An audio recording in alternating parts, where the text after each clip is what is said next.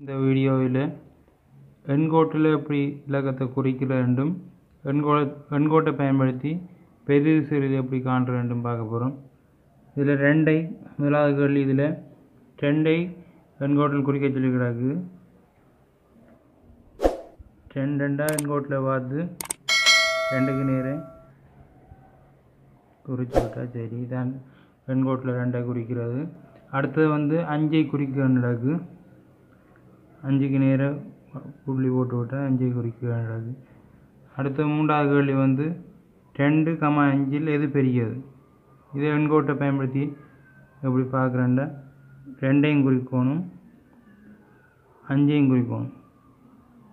இதுக்கு முதல் எண்கோட்டில் எப்போவுமே இந்த அம்புக்குறி போகிற பக்கம்தான் அதிகரித்து கொண்டு போகும். அதாவது எண் அதிகரித்து போகிறது இந்த அம்புக்குறி பக்கம்தான். எண்கோட்டில் எப்போவுமே அம்புக்குறி கட்டாயம் போடணும். சரி, மூன்றாவது கேள்வி 2,5 எது பெரியதுன்றால் அம்புக்குறி போகிற திசையில் எது கடைசியாக இருக்கோ அதுதான் பெருசு. எனவே 2லேயும் 5லேயும் 5 தான் பெருசு.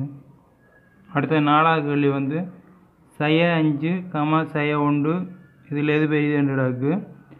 5 1 5 தான் பெருசுன்னு நினைப்போம். வந்தபடியாக எது பெருசுன்னு பார்ப்போம். 5யும் குறிப்போம். 5 தான் 5. அடுத்து 1 இதில் அம்புக்குறி திசைக்கு கிட்ட இருக்கிறது தான் பெருசு. ஆகவே 1 தான் பெரியது. 4 கேள்வி பார்த்தாச்சு. இனி எண்கோடு எப்படி வரைகிறேன்னு பார்ப்போம். அதாவது ஒரு எண்கோடு வரைகிறதுக்கு ஒரு கோடு கீறணும். முதல் கீறிட்டு அம்புக்குறி பிரதானமாக போடணும்.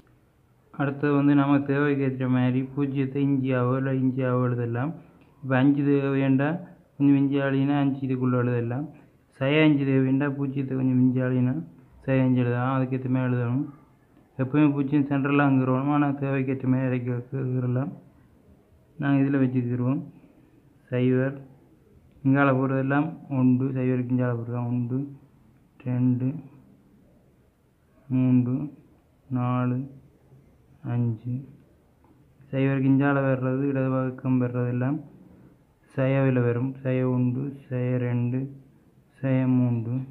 இப்போ இதில் ஒரு கூட்டல் கணக்கு உண்டு. சும்மா கூட்டி பார்ப்போம்.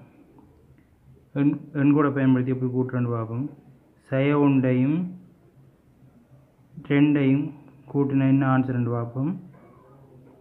இதில் 1யும் 2யும் கூட்டுறதுக்கு என்ன செய்யணும்னா 1 முதல் குறிக்கணும். 1 குறித்து போட்டு அதோடு நாங்கள் 2 கூட்ட போகிறோம். 2 கூட்ட போகிறோம்ன்றபடியாக 1லேருந்து 2.1 2 புள்ளி இறக்கி விட்டால் சரிதான் ஆன்சர்.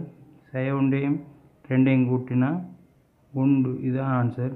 இப்படி தான் எண்கோட்டை பயன்படுத்தி கூட்டுறது.